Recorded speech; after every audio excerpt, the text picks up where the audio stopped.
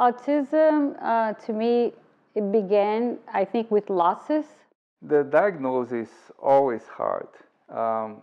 It is a first step. You want to know what the problem is.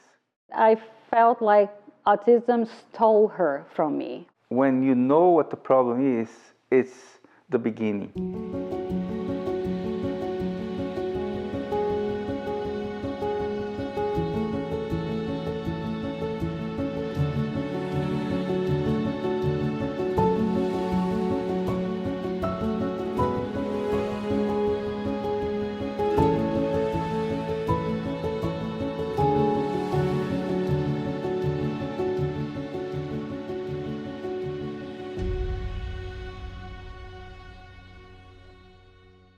When my daughter was diagnosed with autism, all I could think about what she would not be. When she was diagnosed at 2 years and 10 months, even though it was a relief to know what was wrong with her, at the same time, it comes all those fears. Will she ever be able to communicate? Will she talk? Will she learn? Will she go to school? Will she get a job? So you keep thinking about all the things that's going to happen. As a parent, you have the concern, you want your child to go through the steps and eventually become independent in her life. And if that is compromised, it's a huge concern. I always would blame me, what did I do wrong? Why this is happening? Or why I feel like everyone's judging me, because no one knows that she has a diagnosis. You just see a child falling on the floor or bumping to other kids or getting something that is not supposed to do. Nobody knows the history behind. You just see the behavior. It can be also difficult because some problems might not have a step-by-step solution, and autism is one of those. You don't have a book that you follow. If you have autism, this is what you do, this is what's going to happen. You don't know. It's a journey and it's a discovery.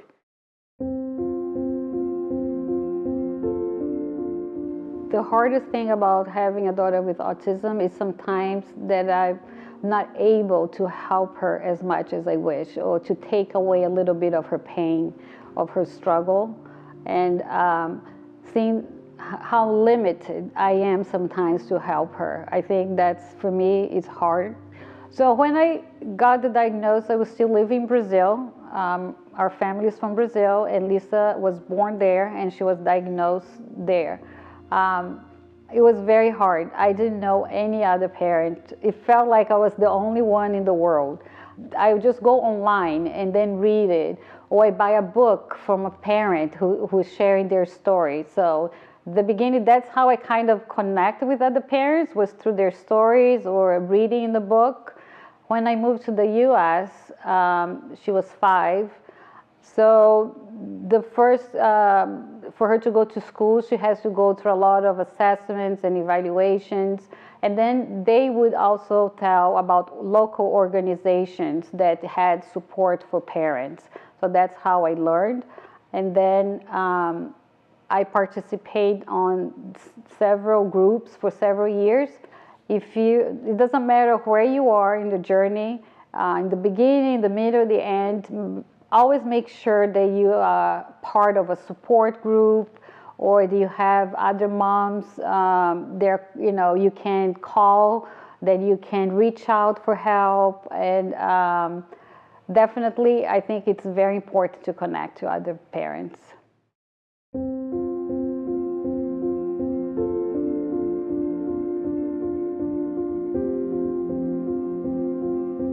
I think with autism, it's always a challenge.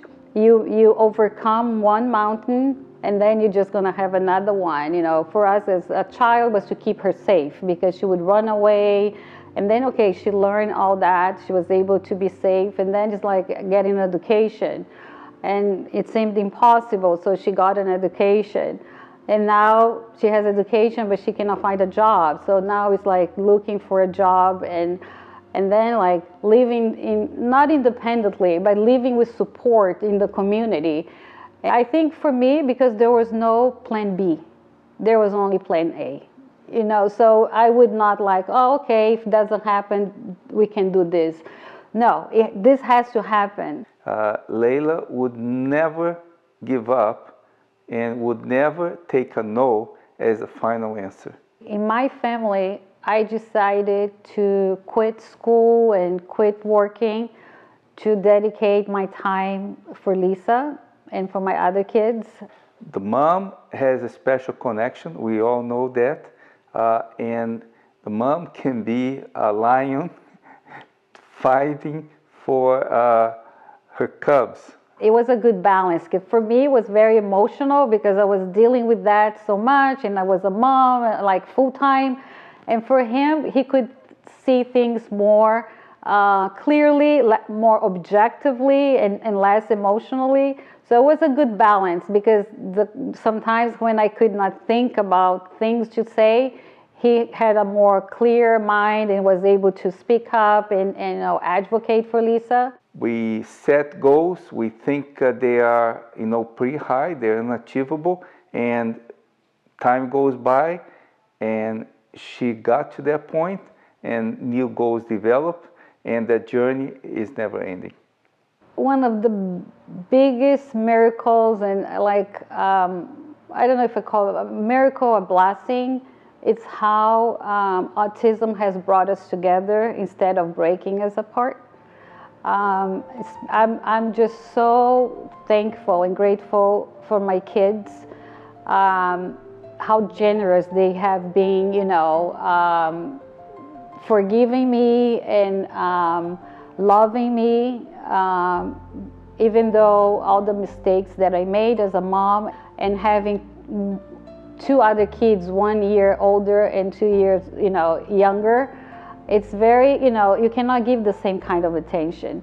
And for them, still love and accept Lisa and always thinking about her. They love her with all their hearts, and they're always thinking, how can we include Lisa? Oh, mom, no, you gotta let Lisa do that. She can do it. And, so for me, of all the miracles, having them together, have our family, is the biggest one.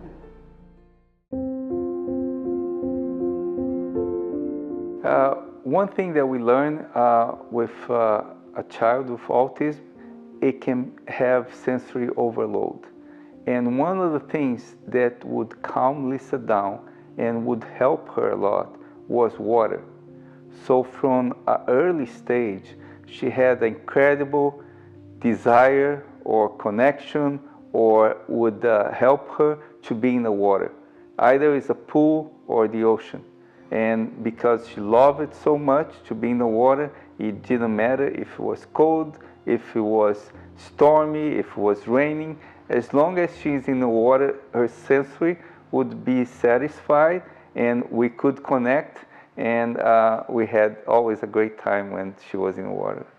Church was something that was very important for our family, so we would go to church every week. And but Lisa was very disruptive. She was very hard for her to be, even like in the children's ministry, it was hard for her to stay there. She just want to mess everything around and run around and not sit still, didn't follow any directions. But and going to the church, it was even harder because she would not stay there. But we said, well, that's part of our family, so she needs to learn. So it took 7 years going every week, even if she would stay for 10 minutes or 5 minutes, but she had to dress up with everybody. She had to go to the church, and sometimes she could not stay very long, but as long as she could stay, we would stay. But at some point, she ended up tolerating being church to the point that she enjoys being church. And like airplanes also was the same thing. Traveling was a nightmare because she could not keep the seatbelt on. She always wanted the tray down. So when it was time to take off or land, she would not want the tray down, and she started screaming. It was very hard. But today, she loves traveling. She actually traveled twice by herself on the airplane, what is a huge, huge accomplishment for us and for her. Just persistence and also faith that she could do it, plus getting all the resources available to help her. I didn't do that by myself. I had the support of my family, of wonderful therapists and doctors and teachers. Everyone contributed a little bit to help her get the skills and get where she is today.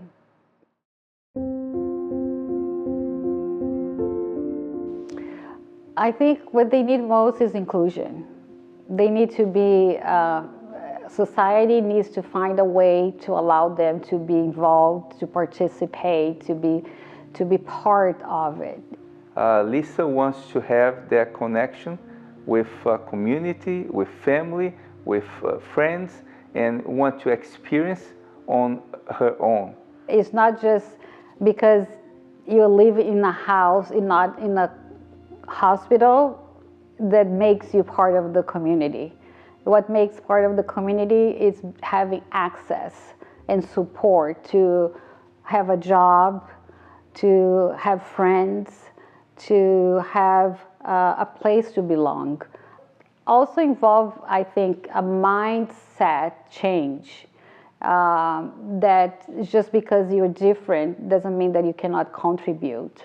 Doesn't mean that, just because you can do this way, it doesn't mean that it's meaningful. They should be the one in charge of their lives, kind of in the driver's seat of their lives. So it's very important to build everything towards autonomy. And because especially like for older people with autism, the parents is not going to live forever, so the more we can help them to be in charge and have autonomy, the better quality of life they will have, much more successful they would be in living a life that they wanted, that they are in charge, that they are telling us what they want.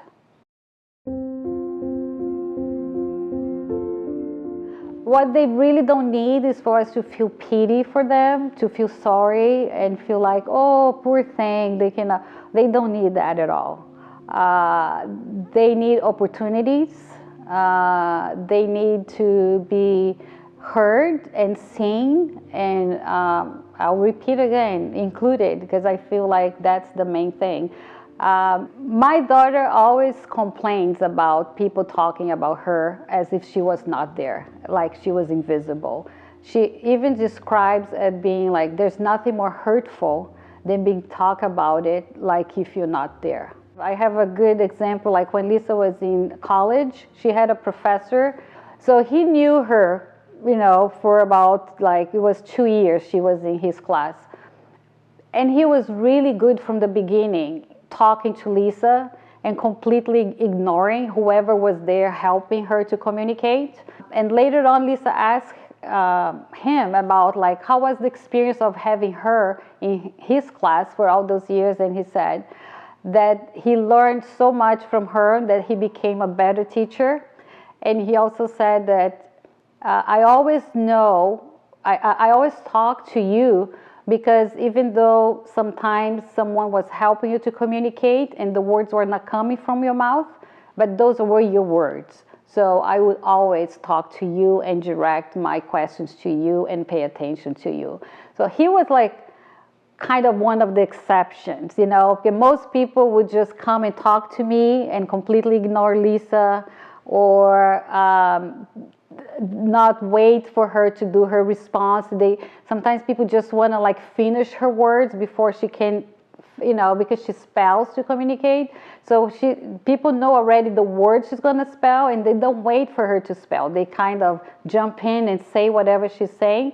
And she doesn't like that either, because, she wants to have the time that she needs to communicate and to tell what she wants. And don't talk. For any parents, for any professional, for anyone, especially if you're talking about delays and deficits and struggles, don't talk in front of the child. Talk privately with a therapist, with a doctor, or whatever.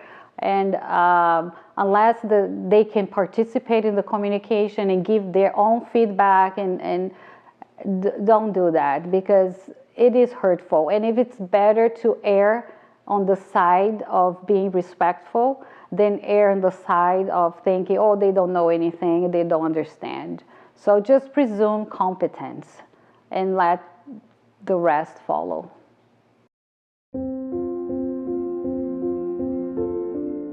I learned about all the beautiful things that autism brought to us, all the lessons that taught us, all the amazing people that brought into our lives that would never be connected if it was not for this diagnosis, and all the hope and all the love that and all the faith that we have to put into it, to believe that even though there were limitations for her diagnosis, there's no limitations for what God can do in anybody's life.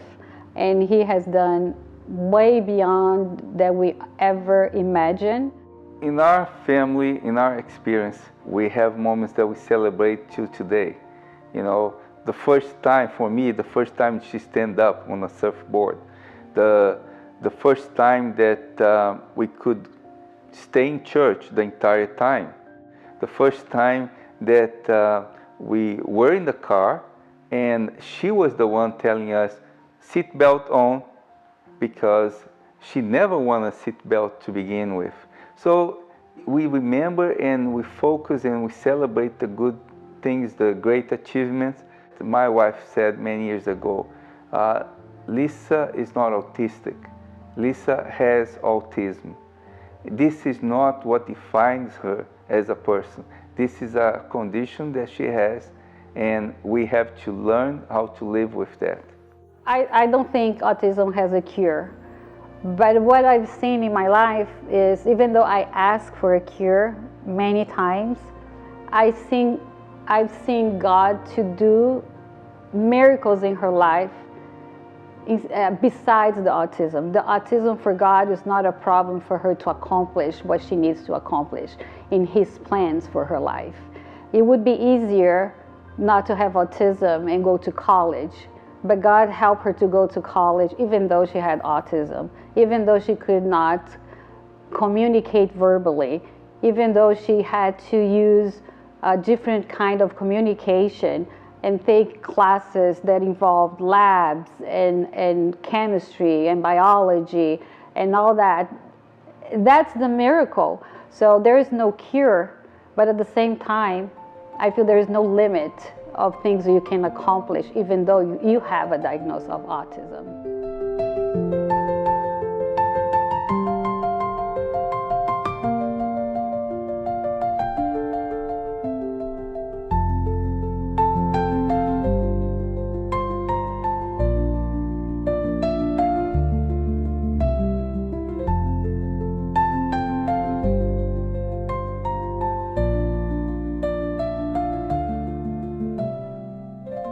My name is Lisa Vallado. I use a Letterboard to spell and communicate with the support of a communication partner. Even though I can read and speak words, they are generated mostly out of impulses and compulsion. I cannot control my speech to say what I think or feel. Competence is essential in a communication partner.